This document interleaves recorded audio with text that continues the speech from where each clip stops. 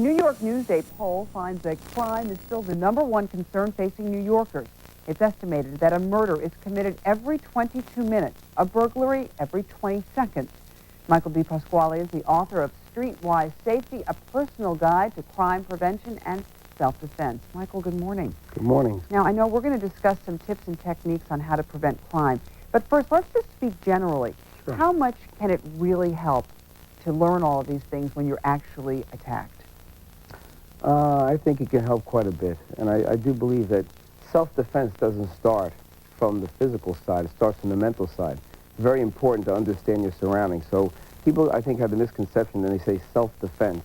If you're defending yourself physically, it should be mental as well. So the precautionary measures become self-defense also. So you have to know what to do in certain surroundings and how to secure your home, how to secure your car, and so on. All right, all of that is well and good, but when someone comes and attacks me and they have a weapon, either a knife or a gun, I'm not so sure I want to be kicking them. Well, I think that you have to use your head. If someone does have a weapon, knife, or a gun, you have to really give up your valuables. My opinion is I never teach anybody in any programs that I ever taught to fight back with a weapon or a gun, a knife or a gun, unless you are an avid practitioner of the arts and someone does attack you with a knife and you have no alternative but to defend yourself against that knife, and you know that person is going to use that knife or he's about to use it on you. All right, let's discuss some specific tips. Here's the situation. You are coming out of a mall or you're on a dark street. You're going to your car. There may not be anybody else around and it's dark out. What do you do? What are some tips for people? I think for the most part, people should learn how to carry their pocketbook utensils. I think pocketbook utensils are very, very important, using them, number one. Number two, always look alive when you're traveling from one destination to another, whether you're walking, whether you're driving, no matter where you go on a bicycle, always look alive and alert. All right, that's always good advice. Let's take a look, though, at some of those tips now. If you were in a crowded area, having your keys ready, what is that? What do you mean? Well, being parked in a crowded area is very, very important. In other words, when you park your car, you should always park it in a crowded area. You should never park it in an area that's away from the rest of the cars.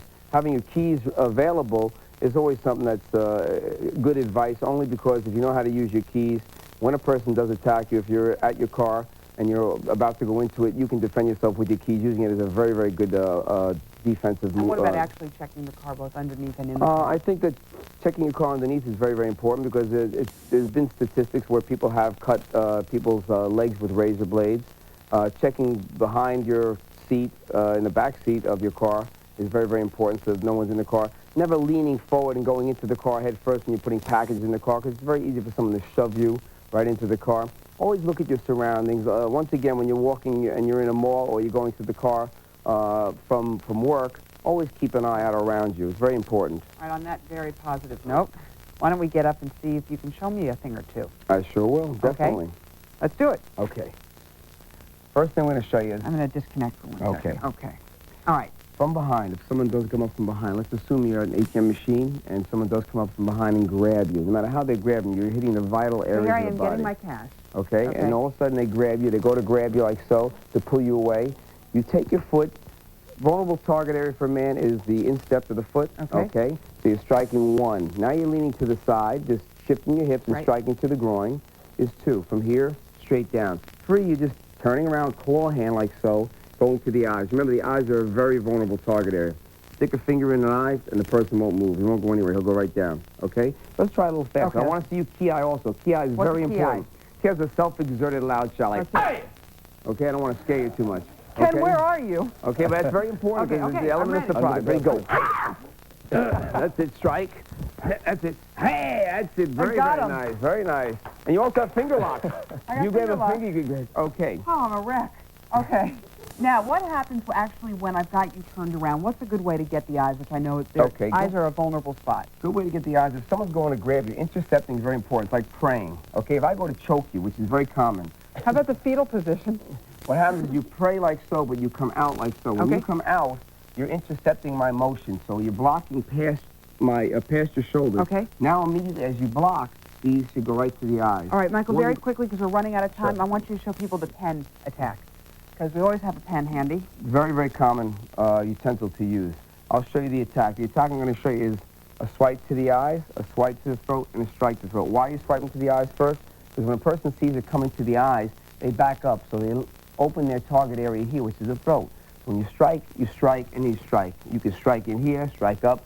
You can move depending where you want. And it's a simple utensil. So you strike to the eyes Right, first, but then you to the want to neck. grab it a little tighter. No, just like... okay, just like this, right here. Right. Now, strike to the eyes. 1, 2, and then Back three to straight in, or to the groin. I Try know, it. to the Try one groin. more time. With a Okay. TI. Oh, ow. Louder now. One more time. Loud. Ready, go. Hey, now, Okay. That's better. On that Much note, better. Michael D. Pasquale, thank you so much for joining us this morning. To be here. Thank you. 10. I think you contact Aaron Spelling. I smell a spinoff. I see a series here. Well, imagine.